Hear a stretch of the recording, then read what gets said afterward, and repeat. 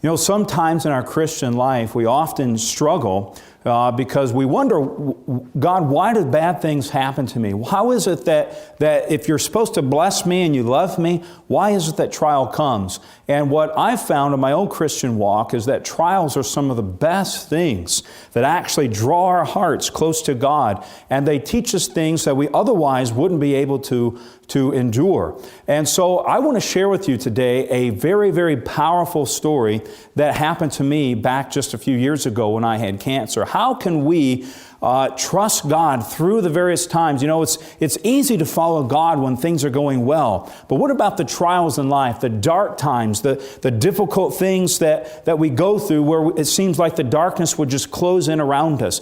How is it that we can find hope and encouragement to make it through those things? I just want to invite you, before we begin that, to just bow your heads with me. I'm just going to kneel here and we'll ask God's blessing to be with us.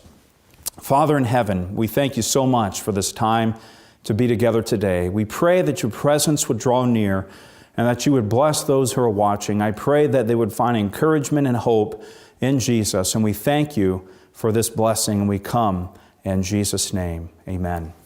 I've entitled this message, Cancer, Crisis, and the Cross, because those are the three things that I have been through in the last few years through this experience. And let me tell you, friends, when we go through these trials, when we come through them on the other side, it is miraculous how God transforms us into stronger, stronger people, and we're able to endure things and share with others and encourage them through the trials that we go through in our life. You know, back in 2008, when I was teaching at the Amazing Facts Bible College, at the end of every session, we would take our students on a mission trip. And we had been in different places. We had gone to South America and Europe and Central America and all kinds of different places. This particular session, we were going to the country of Belize. And all of our students would preach a prophecy seminar at various locations around the city where we were. And I was also going to preach one of those series. So before that trip took place, I noticed one day that I had this strange sensation in my groinal area. And there was this burning and kind of a warm, fuzzy feeling. And I just couldn't figure out what was wrong. And I noticed one day that I had kind of a knot that was down in my groinal area, and it was a small knot, but I knew that it shouldn't be there. It had never been there before. And so I ignored it, and a few days later, those sensations just kind of got worse. I talked to my wife about it, and she said, well, maybe you should go and see the doctor. So I went to see the doctor about it, and he looked at it and he said, well, he says, I think it's just some kind of minor infection. He says, I don't think that there's anything wrong. And he actually told me the words, I don't think that it's cancerous. And he gave me some antibiotics, and he said, you should be fine later. So I left his office, I went on my trip, and the first of several miracles began to take place. I took those antibiotics for 10 days. They didn't help. The problem seemed to get worse. But by that time, I was already in Honduras. Now, every day, we would have a routine. We would prepare our messages, and then we'd have worship, and we had a specific order. Then in the evening, we would go down into the city where our site was, and we would preach our prophecy series. And so every morning I would wake up, we would have the worship and all that, and then I would go and work on my program. Well, every morning when I woke up, the pain in my abdominal area got so bad that it was very difficult for me to even work on my program. Sometimes I'd have to just lay on the bed and just hold my stomach, and I thought, maybe my stomach was upset from the food or something. But it got worse every single day. And so the first miracle that happened was that as I was preparing, I would have pain all day. Then we would go down to the site, and on the bus ride down, I would have pain. And we would get to the church, and it was time for the program to start. And all through the preliminaries, I would have pain. And then when I would stand up to preach that night, the pain would go away.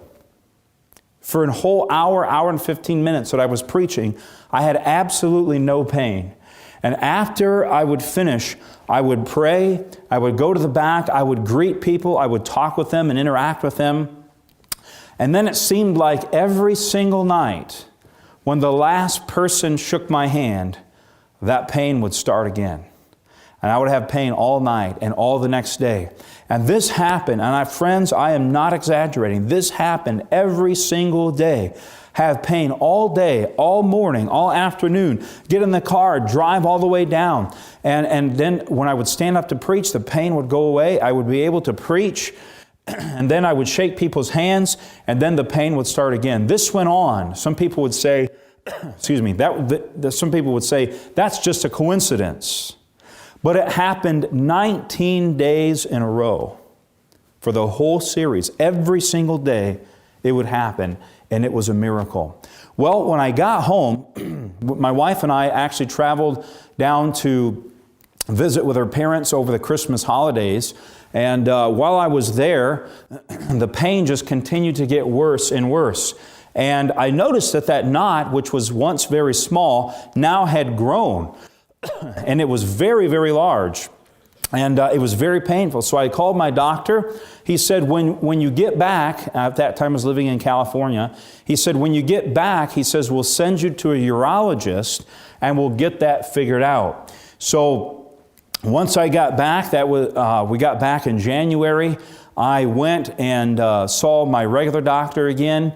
And he said, yeah, I'm going to refer you. So he said, here, call this number and set up an appointment. Now, this is early January, okay, of 2009 now. And so I call this number, and they say, yes, we can get you in. They said, but we cannot see you till towards the end of March or even April. They said, we're so booked. And my stomach dropped when they said that. I was so nervous. I thought, what's going to happen now? You know, I mean, anything could happen. What if it's serious and I can't go 2 or 3 months without seeing the doctor? So I hung up the phone and I prayed. And I said, Lord, I said, if this is your will for me to get into the doctor sooner, then I pray that by some miracle you would make it happen. As soon as I prayed that prayer, within 3 minutes, my phone rang. I picked it up. It was the doctor's office. And they said, you know, this is the strangest thing, they said, because it rarely happens that anyone would ever cancel their appointment because it takes so long to rebook, months. They said, but we just had a cancellation in the last 5 minutes and wanted to know if you could come in tomorrow. And I said, I'll be there. So I went there. I went there to the doctor the next day. The urologist took a look at the area that was affected, and his eyes got real big. He says, yes, you need to go down for an ultrasound. So they sent me to the ultrasound. It came back. I went back to my doctor, and he says, yes, you have cancer. I actually had testicular cancer, which is actually, in most cases, quite curable. And it affects young men. It's a young man's cancer. And so they sent me down to the oncologist, and they said, yes, we're going to have surgery to remove the tumor. And they said, we'll have to wait until after the surgery before we know what to do next. So I had to wait about 2 weeks for my surgery. Now, during the time that I was in the waiting time before my surgery, it was about 2.5 weeks until the surgery, I went through some of the most intense pain that I ever experienced in my life.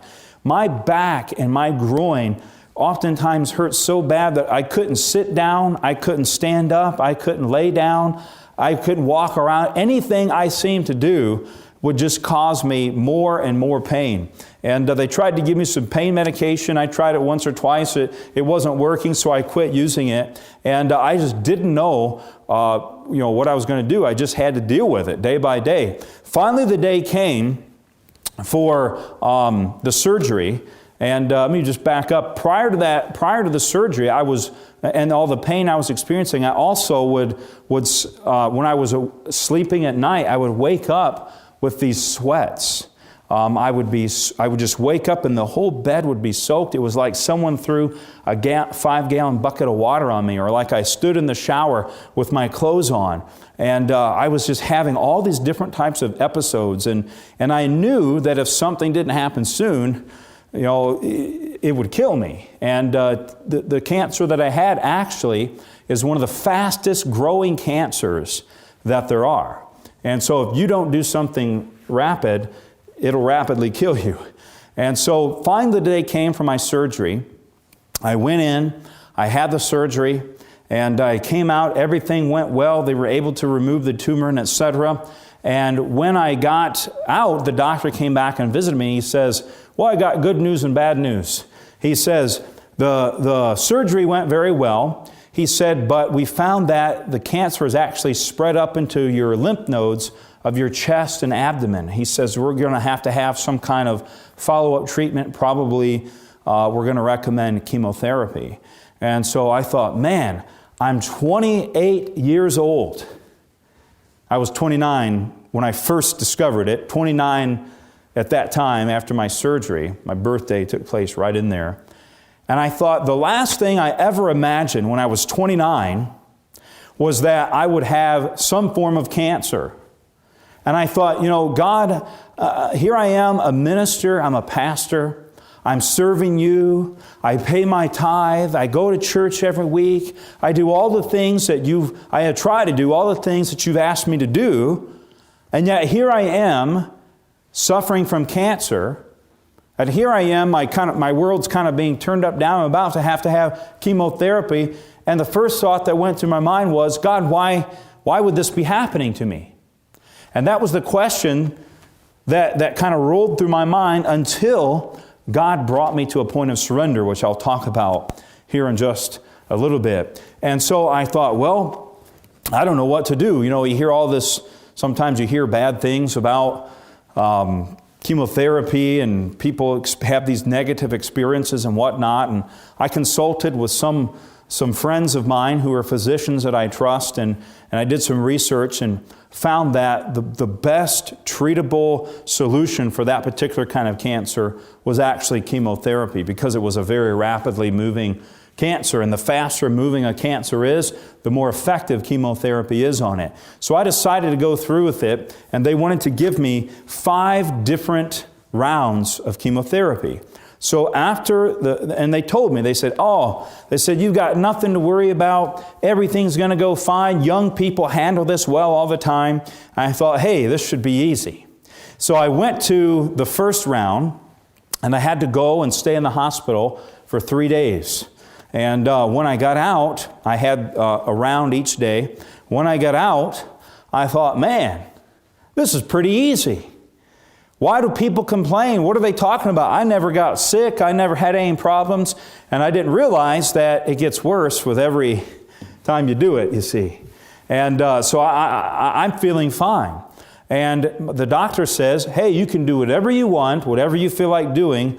Just don't get around any sick people, because your immune system is going to be lowered. And so what did I do? I went back to work a couple of days later after my first round of therapy. And I started teaching classes again, teaching the Bible classes. And so there I was teaching my students, and everything was fine on Monday. Then on Tuesday, I got up and I didn't feel so well. And so I went ahead and went into work anyway. I was teaching these particular classes, and I started feeling so bad that I actually had to sit down in a chair to be able to finish the class.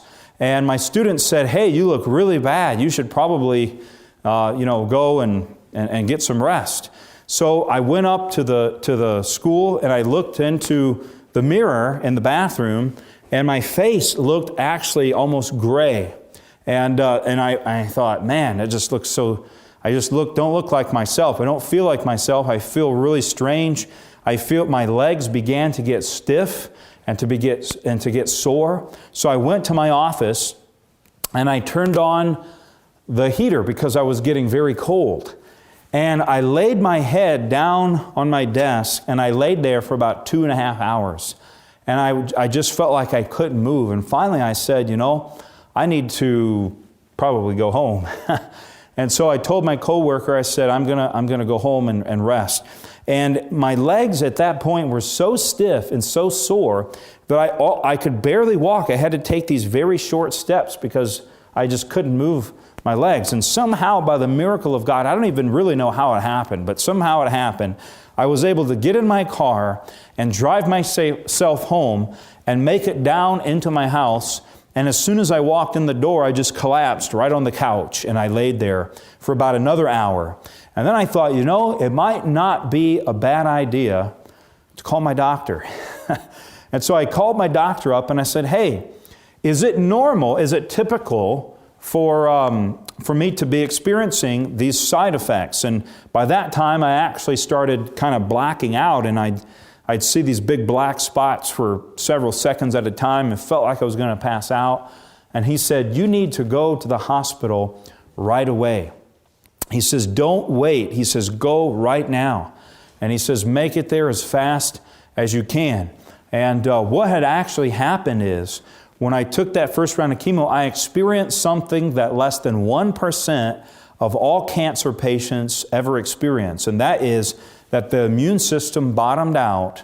My immune system bottomed out, and I got some kind of bug or something somewhere, and it actually turned into an infection. And that infection went septic, and it was running all through my body.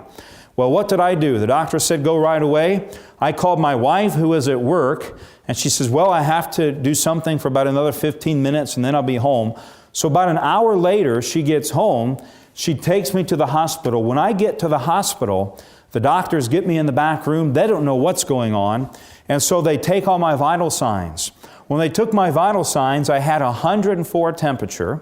My heart rate was about 170. My blood pressure was 55/27. I was almost dead. That's why I was blacking out. My white blood cell count, it should be at least 5, which means you have roughly 5,000 white blood cells in your body to combat, the viruses and stuff. When they did my blood work, my white blood cell count was 0.2. It should be at least 5. 5 is the minimum.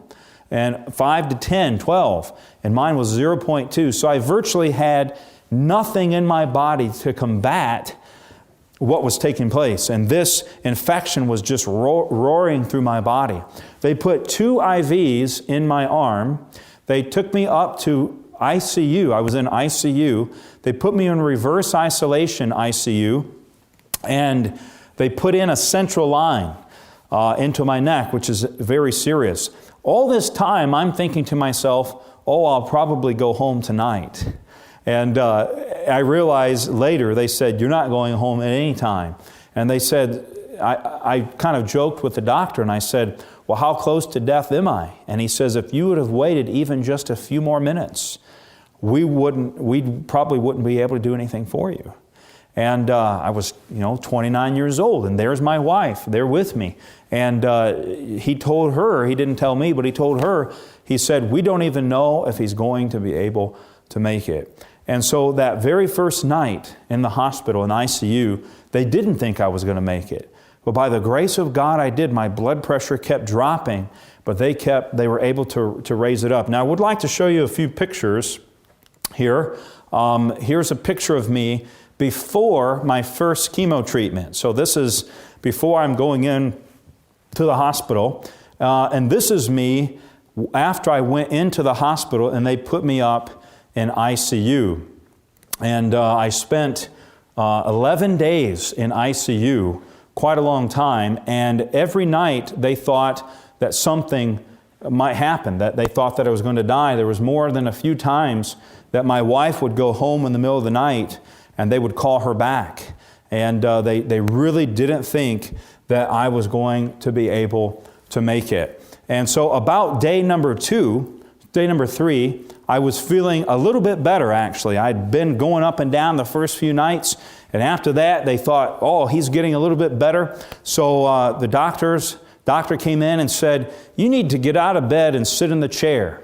Well, my legs, because they were so stiff, you remember I told you, they got so stiff, and I don't know exactly to this day, nobody ever knew really what that was from, but I could not even move my legs. They were virtually paralyzed. I couldn't even lift them 1 inch on the bed. And so any time that they had to move me, they had to do everything. And so the doctor decided that I should sit in the chair, so they pulled me over and they stood me up, and it was a huge ordeal. And they sat me in the chair, and then they left. And when they left, my body just wasn't reacting well to it. My heart rate started going up. My blood pressure started going down, and I felt like I was going to have a heart attack. I started shaking, and my wife had to run out into the hallway, and it took 2 nurses and a doctor to get me back into bed. And the doctor said, we won't be trying that anytime soon. And so this continued for several days. It just went up and it went down, and I started to realize the seriousness of what was happening. And I thought to myself, it's a good possibility that I may not leave this hospital. And so I started to pray, and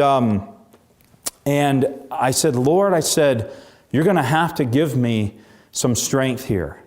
And you're going to have to give me some kind of extra special help. And I said, I need this because I cannot make it through this alone.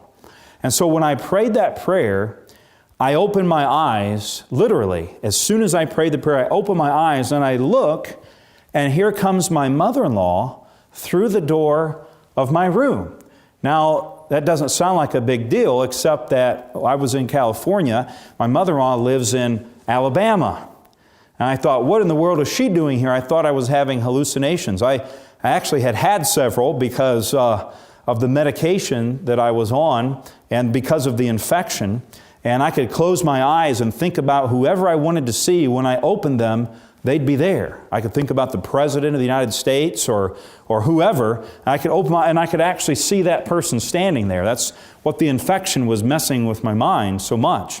And so here she come walking through the door, and I thought, is it really her? But it was. And she was there, and she helped take care of me. She helped take care of my wife. And my wife was really struggling with this. And I just continued to go up and down, and they just didn't think that I was going to make it. And so one particular day, my wife started sending out these emails and whatnot that people would start to pray for me.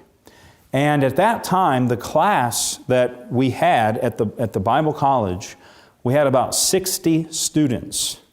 And those students came down one day, and you can see the picture here. Those students came down and they gathered in the parking lot and they had a prayer. They prayed together.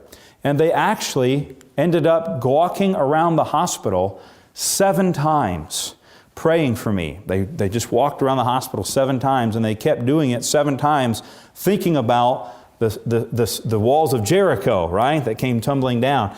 And it was amazing, friends, because the doctors and the nurses were all in a stir about it. They were just like, man, your students really care about you, and they're going around and they're praying for you. The story even made it into the newsletter of the hospital. The doctors and nurses were so impressed at these young people who were willing to do that. And so they walked around 7 times, and then they climbed up onto this hill, and they waved at me through the window. Of course, I couldn't see them because I was in bed, but my wife actually took a picture of them, and you can see them there waving at me. And the most amazing thing happened. When they prayed that particular day, the very next day, a miracle happened. I woke up that morning, and there was a huge knot sticking out of the side of my hip. I mean, it was sticking out several inches. And it almost looked like just like this cone, and it was just something just a bizarre looking thing, something you'd see in a movie or something. And I looked down, and I got really scared. And I looked over to the nurse, and I said, ma'am, you should really take a look at this. And she says, oh, honey, don't worry about it. She says, you're just swollen from all the fluids. You know, they had put so many fluids in me. I had gained 40 pounds of fluid in just a day, my whole face and my whole body just puffed up. This is, the picture here is not that. But she said, don't worry about it. I said, no, I really think that you should come and check this out. And so she came over and she looked at it, and her eyes got big, and she called for the doctor, and he came in and looked at it, and his eyes got real big, and he said, we need to get you into surgery. And what had happened is that infection, they had not been able to track it because I had so few white blood cells in my body. And so the only thing that they could do, they were just giving me general antibiotics, but they could not track it because it was all through and I had no white blood cells and they were trying to increase that. But miraculously, this thing had just festered in my hip. So they immediately took me down to surgery, and they cut it open and they drained it out. And they did testing on it, and they were able to know exactly which antibiotic I needed to start recovering. And as soon as they started that antibiotic on me, miraculously, that very same day, I started to feel better. Now, this was amazing, friends, because people from all around the world were praying for me. People in churches that I didn't even know. My wife started getting emails and messages, and to this day, I go different places and speak or whatever, and people will come up to me and they will say, we prayed for you way back when, and I'd never met these people. It's miraculous. And I believe today in the power of prayer, and that God will do miraculous things when His people unite together in prayer. It doesn't always mean that there'll be a healing. Sometimes the will of God is better served when there isn't a healing. But in this particular case, He did something miraculous. And so I started to get better. And I started to gradually improve. And I remember one day my lungs had... during this time, they had filled with fluid. One of my lungs was 90% full of fluid, and the other one was about 80% full of fluid. And I had pneumonia, and I had all these other problems on top of the thing that I was dealing with. And I remember these doctors, a doctor and a couple of nurses came in one day, and the doctor says he had this needle in his hand. And the needle was the whole thing was about that long, and the needle part was probably about that long. He says, I heard that he's waving around this needle, and he says, I heard that you're having trouble breathing. He says, would you like to be able to breathe better?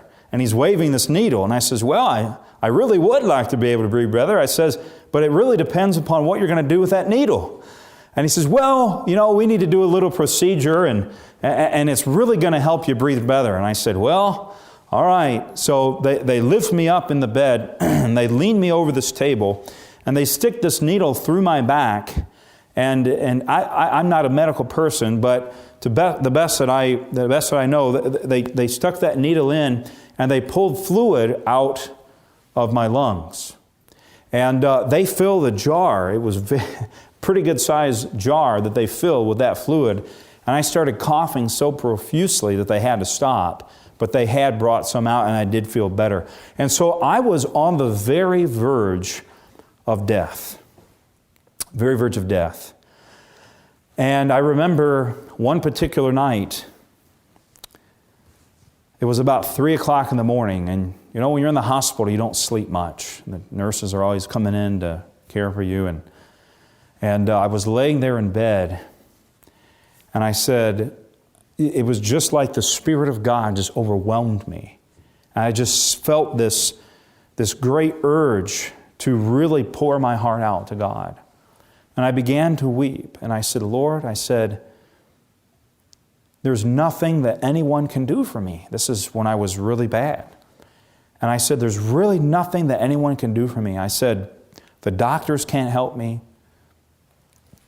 I looked over that day, I remember earlier that day, I looked over and saw my wife, and I saw the look on her face, thinking that she may have to go through life without me.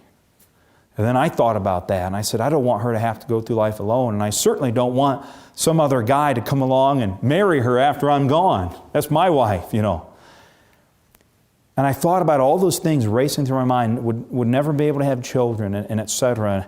And it wasn't those things that bothered me the most. But I said, Lord, I don't know, am I really ready to die? Has my heart been wholly consecrated to you? But I said, God, whatever happens, I just pray that it would be for your glory. Whether I live or whether I die, that it would be to your glory. That I would live to your glory, or that I would die. It would somehow work for your plan. And I said, Lord, I just want to give complete control of my heart, complete control of my life over to you, because there's nobody at this point that I can run to. There's nobody at this point that I can go to. There's nobody at this point that can help me in any way. All earthly help has been cut off. And the only chance that I have of survival, the only chance that I have to really make it, is if you divinely intervene. If you divinely intervene. And I prayed that prayer at about 3 o'clock in the morning. And it was that next day that those students came to pray. And then it was the next day that pocket had formed on my hip. And I realized that I had to give complete control. There was nothing that I could hold on to. I had to make a complete and total surrender to Jesus. And when I started to get better, gradually, it was really miraculous. I remember that I went into the bathroom. Finally, they took me out of ICU as I gradually got better, and I got past the point where they thought that I would die. And I remember being in my hospital room, and I went into the bathroom. And finally, I had to start using a walker to walk, and I was able to make it into the bathroom. And I looked at myself in the mirror, and I thought to myself, who are you? I don't even know who you are. I was so skinny. I was so gaunt. Of course, all my hair had fallen out. And I thought to myself, who is this person? This is not the person I recognize, because I had not seen myself in a picture in a very, very long time. Or I had not looked at myself in the mirror in a very long time. And if it had not been for my wife being there for me, if it had not been for my wife there, God giving her strength to give me strength, I don't know that I could have made it. I mean, I know I could, because the Lord would have been with me, but He displayed His strength and His glory through her.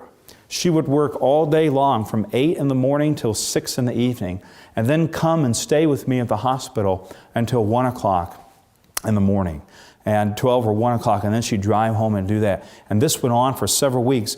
I ultimately, between all the time that I spent in the hospital, I was in the hospital for 40 days. I had my 40-day wilderness experience, and it was a trial that I'll never forget. And you know, the miracle was that once I recovered enough from this episode to be able to go home, the day before I went home, my cancer doctor, my oncologist, comes to me and he says, you're going to go home, he says, but you're going to have to come back in a week, because we have to resume the treatment, or else it'll build a resistance to it and it won't work anymore. And so I went back in for several more times for several inpatient treatments. But after a few months, I was supposed to have one more treatment, and the doctors couldn't believe the miraculous change that had taken place. When I left the hospital from that particular episode with that infection, the doctor said to me, he said, it'll take a minimum of a year before you're ever able to go back to work.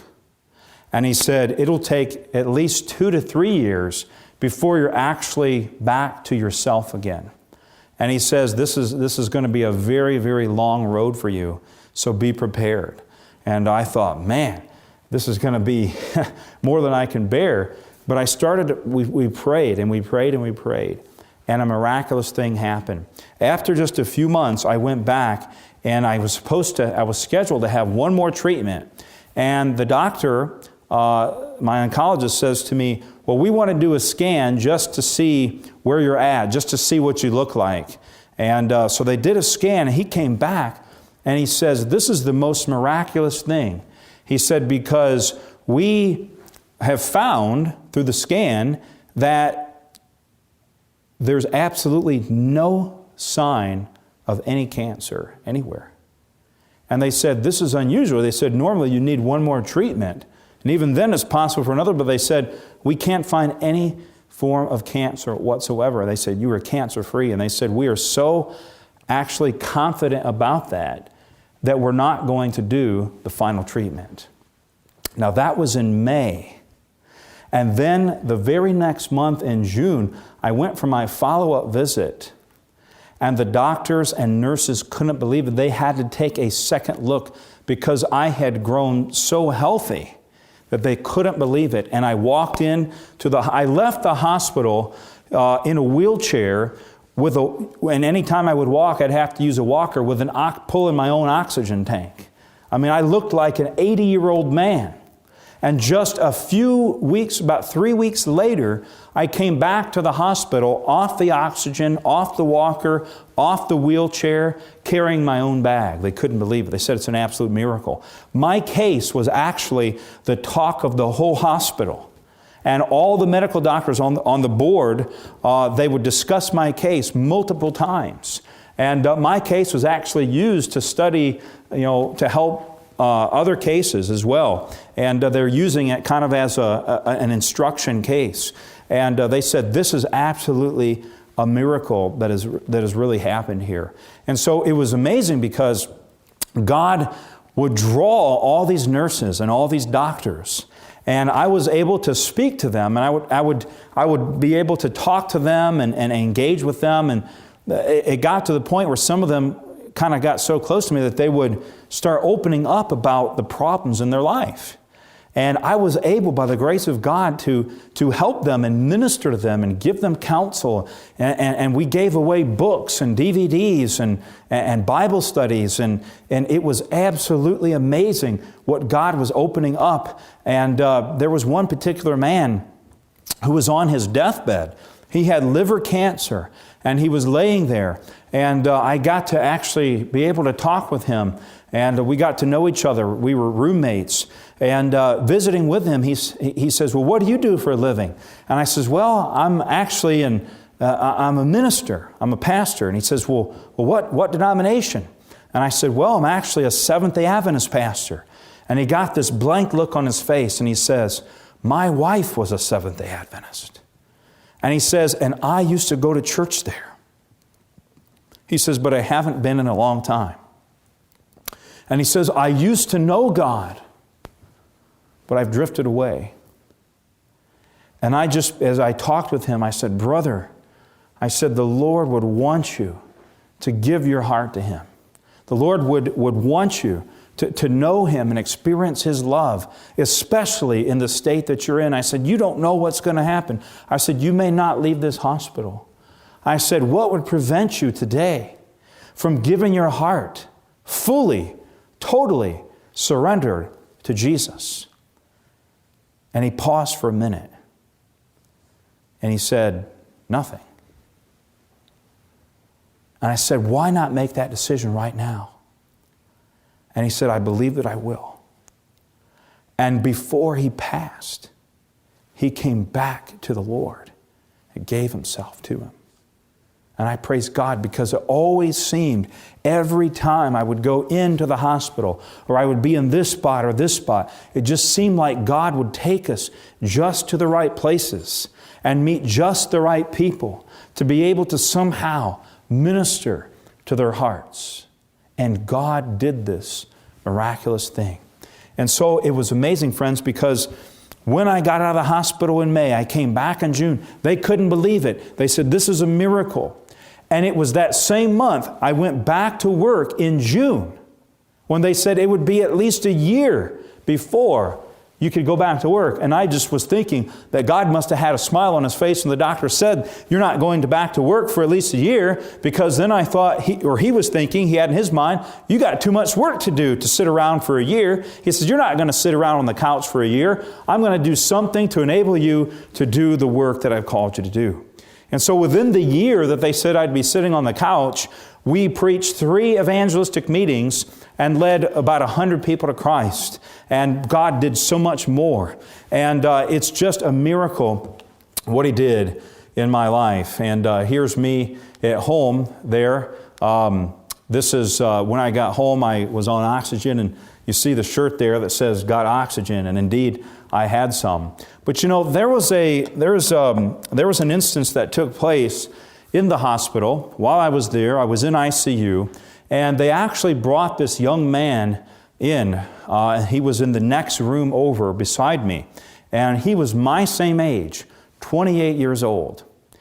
And this young man was brought to the hospital because he had consumed, I don't know, I remember how much, but a very large bottle of vodka. He had consumed the whole bottle. Then, on top of it, he had taken about, I believe it was 30 patches that they would give to people. They were pain patches, medication. People would put on when they had pain, and that would absorb in and relieve their pain. And you're only supposed to put on like one per day or something. He took 30 of those, and he put them in his mouth, and he chewed them. And then he ultimately swallowed all of that juice, and he just kept chewing that while at the same time drinking that vodka. And he passed out and became unconscious, and someone found him in his house unconscious and called the ambulance, and then they brought him to the hospital, and there he was in the room next to me. And same age, we were the same age. And I thought to myself for just a minute, I said, you know, Lord, I said, what if somebody had been able to reach this young man before he went so far as to take those actions where he had no hope, because he had no hope.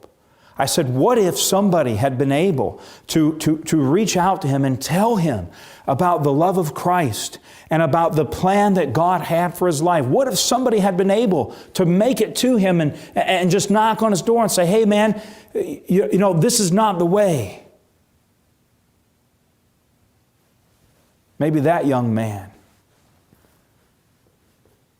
would have been a pastor.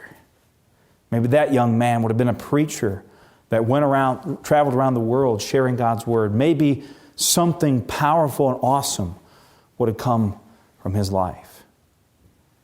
And when I was laying in that bed with that cancer, and I was fighting for my own life, I said to God, I said, Lord, if you would get me out of this situation, if you would work some miracle in my life, so that I could be healed and I'd be able to share your gospel with others. I said, I promise you that I will never turn someone away who wants to hear your word. And I said, I will faithfully share this story with whoever I might be able to share it with, to give them some kind of hope, to give them some kind of encouragement, to give them some kind of something to grasp a hold of. And friends, let me tell you, God has literally done that. I have been able to travel the world sharing this testimony of what He has done with literally thousands of people. And there have been hundreds who have come to me even personally and said, you know, I struggled with this.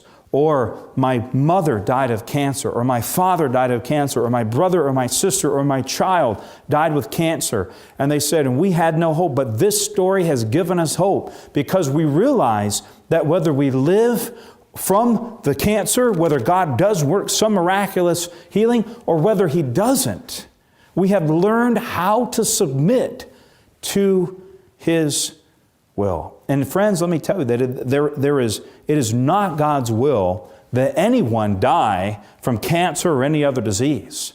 And the reason that happens is because we live in a broken world that has the consequences of sin written all over it. And sometimes these things happen. They happen for various reasons. But it was never God's original plan for these things to happen. It was never God's original idea for any sin or sickness to be entering this world and to be destroying our lives. And as I was laying in the hospital, you remember, I told you this earlier, that I began to ask the question, God, why would you allow this to happen to me? Why would it? And I realized that I was asking the wrong question. The wrong question. I had to start asking not, God, why is this happening? But how? But how? how can this bring glory to you? And you know, it's in the trials of our life. It's in the challenges that we go through. It's in the darkest moments when we think no one understands and we think no one can really relate to what we're going through. It is in those times that Jesus draws the nearest. And He draws near to our hearts. And He says, I will give you strength if you will trust in Me. And He teaches us important lessons that we need to learn, we need to know, we need to understand as we go through this life. And sometimes God has to take us to the lowest of the low to be able to, for us to learn those lessons. And He did that for me. And let me tell you, friends, again, I'm not perfect, but I learned so much through that process. I wouldn't want to go through it again, and I wouldn't wish it on anyone else, but I am so very thankful for what God taught me through that. He taught me humility and all kinds of valuable spiritual lessons that have enhanced my life and drawn me closer to Him. It is miraculous what God will do.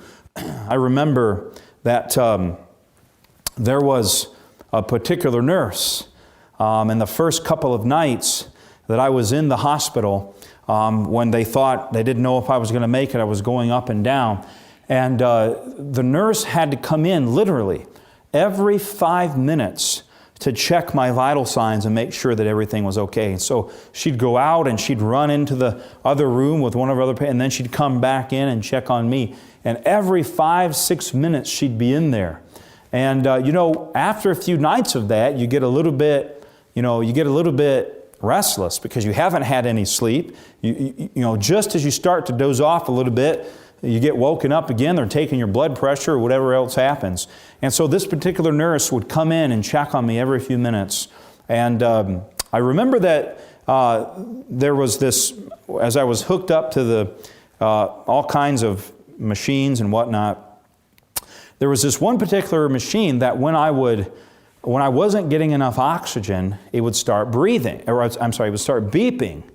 And every time it would beep, it means that you have to take deeper breaths. And it was hard for me because I had pneumonia, my lungs were full of fluid. And so every time it would beep, and the nurse was in there, and she'd say, Mr. Peppers, I need you to breathe more deeply. Please breathe more deeply, Mr. Peppers. And she would tell me that every single time. And finally, after not having hardly any sleep for days and being a little bit frustrated and irritable, I'm ashamed to say, I snapped at her a little bit. And I said, ma'am, I'm doing the best that I can. The best that I can. And I said, I'm sorry, but I can't breathe any more than what I'm doing.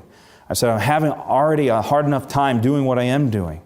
And she didn't say much, but I could tell on her face that she was a little bit taken back and shocked and sad that I had spoken to her so harshly. And she just went out. And later that night, the Lord spoke to my heart.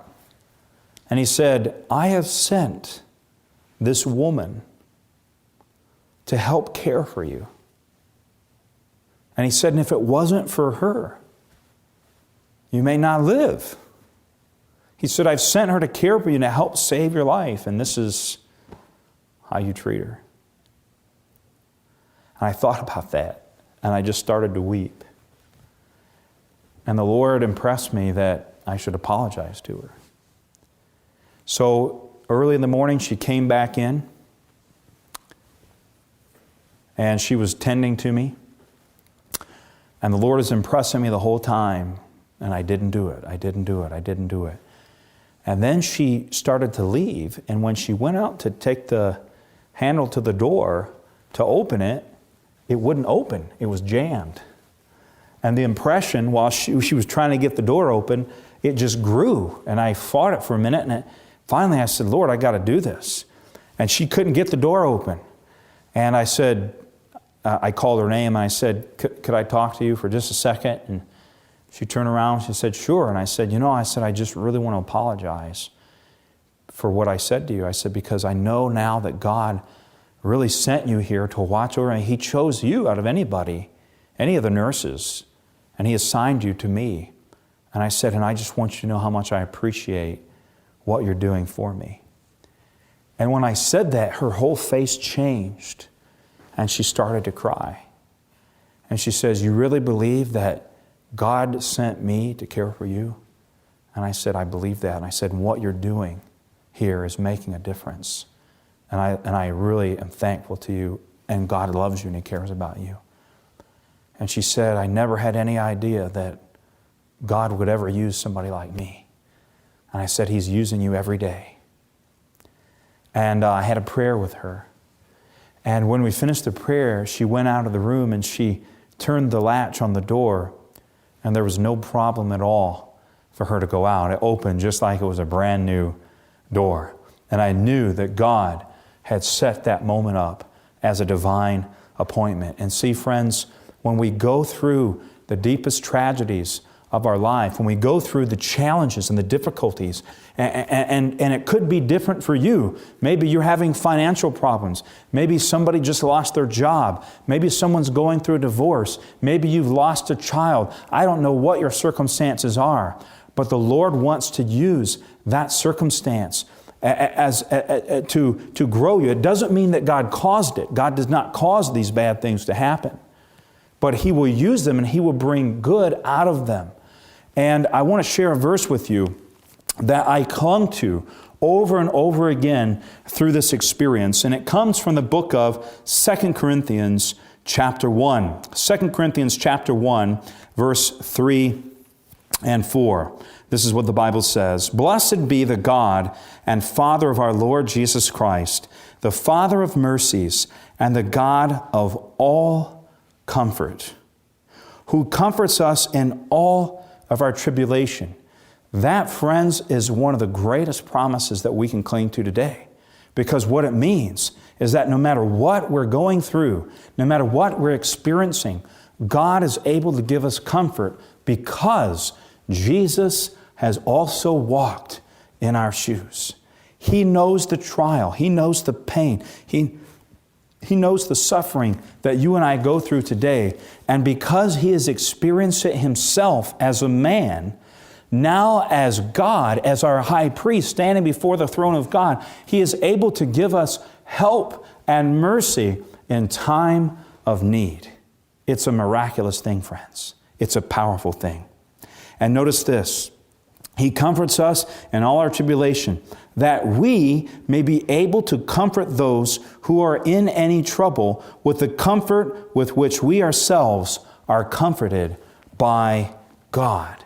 That, friends, is a miraculous promise. And what God is saying is that because of the deep, dark trials that we may go through, He will empower us and He will enable us to then minister to others who are going through the same circumstance in their lives. And I can't tell you how many times people have come to me about family members and whatnot, and they have found hope. And friends, God can use the negative things in your life to help lead others to Jesus and closer to Jesus.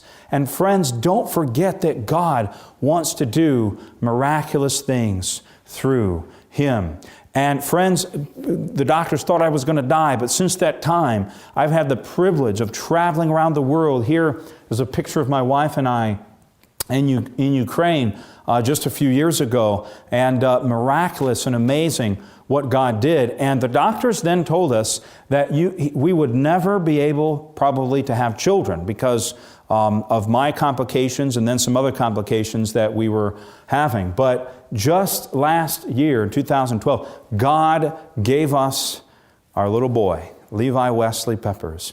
And when we thought that we weren't going to be able to have children, we kind of adjusted ourselves to that and settled ourselves on that. And God worked yet another miracle and gave us a little baby boy. And let me tell you, friends, God is in the business of working miracles today. And listen, it may not be the miracle that we're looking for. That thing that we are hoping will come to pass, it may not come to pass. It may turn out worse than we had ever imagined. But yet still, God can bring something good out of it every single time. But we must We must surrender the heart fully to Him and allow Him to have complete control and say, Lord, no matter what happens, I'm going to believe You, I'm going to trust You, and my doubt is not going to waver. I'm going to allow You to do something powerful in my life. And friends, He will do it. We must give Him complete control of the life, and He will do it. And there's our family together. I want to share just a brief verse with you from the book of Psalms. This is another wonderful verse that I was able to claim during that time, and it's very, very powerful. The book of Psalm chapter 39. Psalm chapter 39.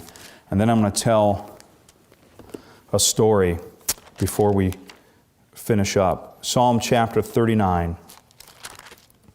And a very, very beautiful passage that I believe speaks directly to the issue that I was dealing with. Psalm 39 and verse 4. Psalm 39 verse 4. The Bible says, Lord, make me to know my end, and what is the measure of my days, that I may know how frail I am. Indeed, You have made my days as handbreadths, and my age is as nothing before You. Certainly every man at his best state is but vapor. And friends, we have to realize just how frail, just how fragile life really can be. And if we are not clinging to Jesus day by day, it can be a tragedy. It can end in a tragedy. And then chapter 40 and verse 3, it says, I'm going to actually start from verse 1. It says, I waited patiently for the Lord, and He inclined to me and heard my cry. He also brought me up out of a horrible pit, out of the miry clay, and set my feet upon a rock and established my steps. He has put a new song in my mouth, praise to our God. Many will see it and fear and will trust in the Lord. That indeed is exactly what He did. He brought me out of a pit. And friends, what He has done for me physically, He wants to do for every one of us spiritually. Spiritually. He wants to bring us out of that pit of sin. And we may be going through trials so difficult that it seems like God has abandoned us. But when we stop asking the question, God, why is this happening to me? And we start asking the question, how can this bring You glory and how can this be turned around for good? Then we start to see with a different set of eyes. We begin to see with the eyes of Jesus, and He begins to show us beautiful and powerful things that we had not thought about before. It is incredible, friends, what God will do for us. And I want to share one final story with you before we close. But at the same time that I was sick, there was a friend. Her name was Dorothy. And she was actually a co-worker with me. She was in her early 60s, and she had been battling cancer herself. And she struggled with that. And we struggled at the very same time. And we prayed together for each other many times. As I got stronger and well, she only grew weaker. And finally the day came, I was able to visit with her. When I was on the mend and I was almost totally well, and I went to visit her, and it actually turned out to be that I visited her the day before she passed away. The day before she passed away. And as I spent time with her, she whispered to me, she says, I'm so thankful that God has spared your life. And she said, as for me, I'm going to rest. I'm going to sleep. She says, and my time is finished. She says, but my trust is totally in the life of my Redeemer. She says, I believe in Jesus and I trust totally in Him. And she says, I have all confidence that I am His and He is mine. And she says, you go and you tell my story and you tell your story and you see thousands come to Christ because of it. And then she says, I can't talk anymore. I'm too weak. She says, but don't ever forget what God has done for you. And she closed her eyes. And the next day, she passed. And to this day, friends, I still tell that story. And let me tell you, sometimes the story ends in tragedy. Sometimes the person doesn't always make it. You may have a relative, a friend, those of you watching. You may have someone in your life that didn't make it, but their life was a testimony to God.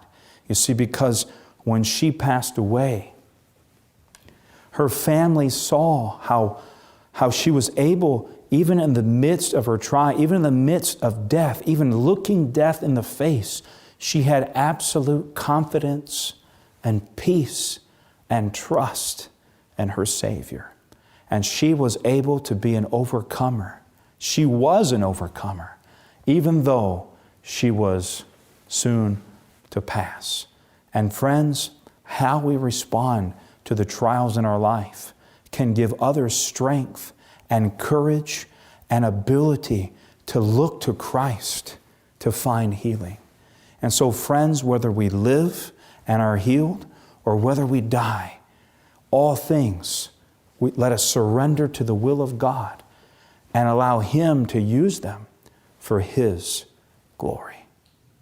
And because of her example, her family, who previously had not known Christ, had come to know Him. How many of you can say amen? And the question that I will leave for you today is, will you allow Christ to be your source of strength in your trial today? Will you allow Him to radically change your heart? Will you give Him full surrender of your heart and allow Him to do that miracle for you? Not always a miracle of healing, but a miracle of changing the human heart. A miracle of drawing near to you and transforming the life and making us people